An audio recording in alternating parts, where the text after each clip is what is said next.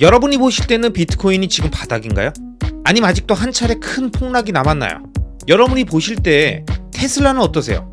아직도 한참 더 내려갈 것 같고 끝없이 추락할 것 같죠?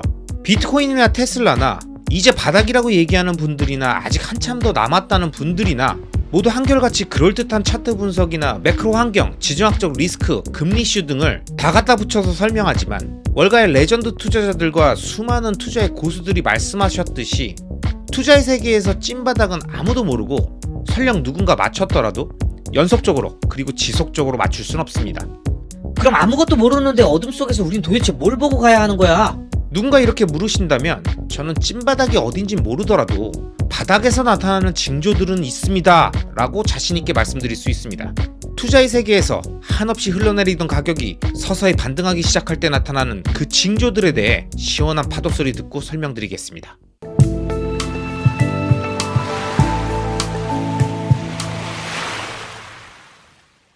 안녕하세요 여러분, 리스펙입니다. 오늘은 바닥에서 나타나는 징조들에 대해서 이야기하려고 합니다. 인트로에서도 말씀드렸지만 그 누구도 찐바닥을 정확하게 알 수는 없습니다. 하지만 그렇다고 아무것도 모르는 건 아닙니다. 제가 지난 영상에서 말씀드렸듯이 전 3월이면 비트코인과 테슬라를 비롯한 미국 주식들의 200일 장기 이평선이 펴지면서 하락세를 멈추고 반등장으로 모두 진입할 거라고 말씀드렸습니다. 누군간 이 얘기를 듣고 예측하지 말라면서, 예측 못한다면서, 넌 왜 예측하는데?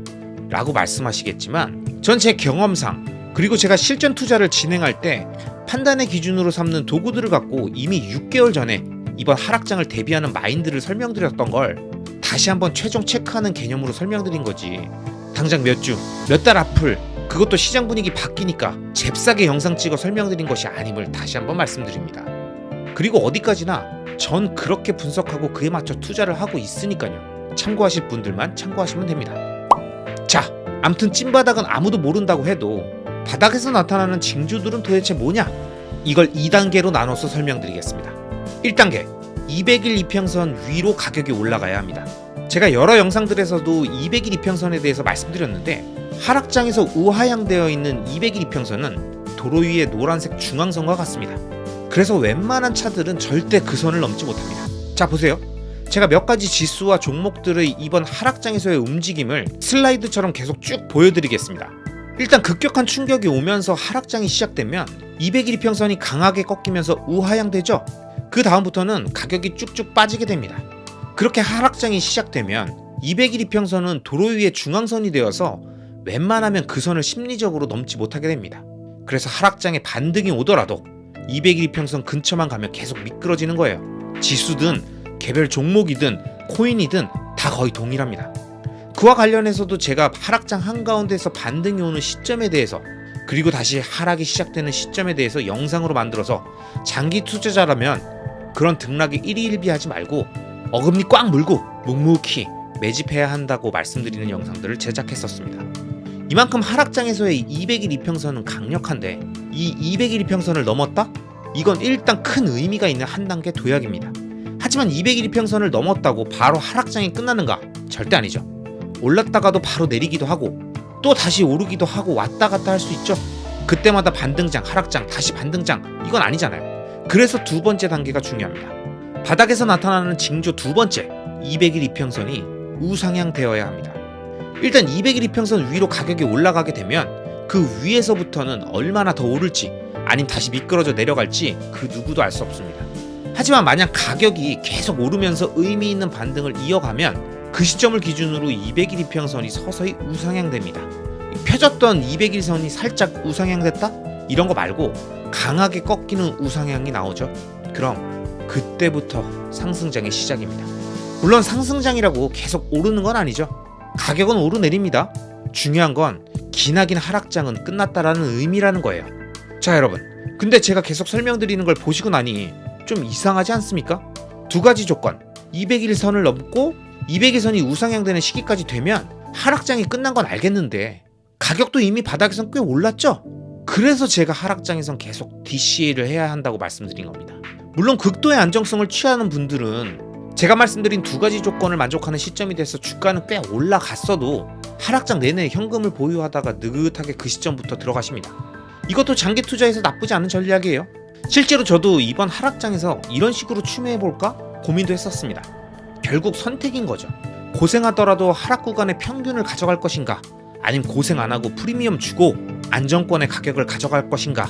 이 선택은 각자의 성향에 따라 달라지겠지만 중요한 건 그 무엇이 됐든 이 두 가지 선택을 하는 사람들은 하락장에 용기를 내서 매집한 사람들이라는 거고, 이 찐 반등장을 못 알아보는 사람들은 공포에 젖어 있으면서 바닥이 와도 끊임없이 바닥을 부정하고 일시적 현상이나 데드캣 바운스라고 생각하며 흘려보낸다는 겁니다.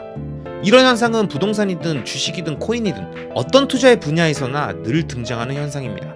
자신의 포지션을 완벽히 비워놓은 사람은 늘 훨씬 더 낮은 가격에 살 수 있을 거라고 생각하고 극단적 행동을 한 것이고, 그 극단적 행동의 배경에는 늘 지금보다 더 큰 폭락 이후에 저렴한 가격에 살 수 있을 거라는 심리가 있던 거라 늘 말도 안 되는 가격대를 잡아놓고 기다리고 있는데 갑자기 반등이 오니까 받아들일 수가 없는 거죠.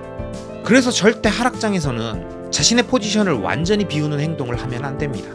자신의 그 행동이 변하는 시장의 분위기를 읽지 못하게 하고 계속 반등장의 초반부에 나타나는 징조들을 무시하고 부정하게 만들기 때문입니다. 자, 이제 비트코인은 200일 이평선이 펴졌습니다.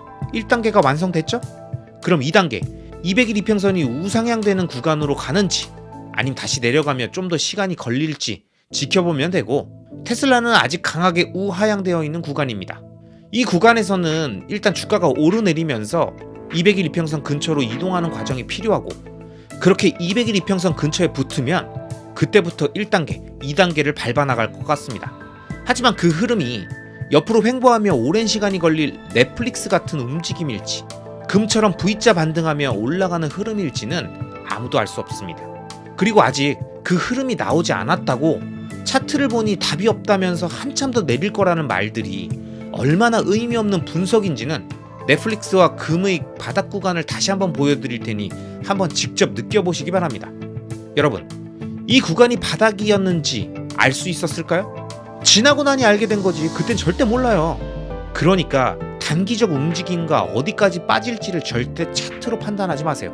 차트는 저처럼 200일 이평선 기준 볼리저 밴드로 놓고 보면서 큰 추세의 변화 과정을 보조지표로 체크하는 용도 정도로만 쓰고, 좋은 자산이라는 확신이 있는 자산은 남들이 뭐라고 말하든 자신의 방식대로 계속 매집해 나가는 겁니다. 특히 하락장이라면 더더욱 그게 진정한 장기 투자자입니다. 보세요. 어느덧 봄이 오고 있잖아요. 그쵸? 자, 이번 영상은 여기까지입니다. 앞으로 이어질 다음 영상들에서도 이번 영상보다 훨씬 더 좋은 내용으로 여러분들을 찾아뵙도록 하겠습니다. 마지막으로 제 채널이 마음에 들어 구독 버튼을 눌러주시면 앞으로 올라오는 좋은 영상들을 놓치지 않고 보실 수 있습니다. 그럼 오늘도 여러분만 믿겠습니다. 시청해주셔서 감사합니다.